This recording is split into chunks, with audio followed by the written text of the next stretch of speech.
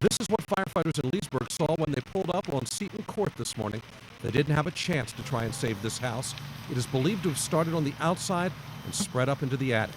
Firefighters in Loudoun County and across the country say this is often typical of the fires they see in newer homes built over the last 2 decades. This is what is considered lightweight construction.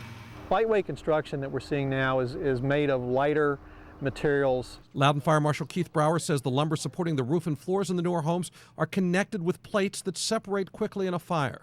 The floors collapse, the roofs collapse at a greater speed than in the past. An hour earlier this morning, firefighters were at a fire in this Leesburg home 2 miles away. It is of older construction, built in the late 60s or early 70s. While this fire started on the inside, it too spread up into the attic.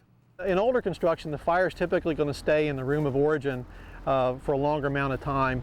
Firefighters say this is the reality they're dealing with. With the older homes, even with a fire in the attic, they're often able to get inside and stop the fire so there's something to salvage for the homeowner, and the house is still standing. But with the newer construction, all bets are off.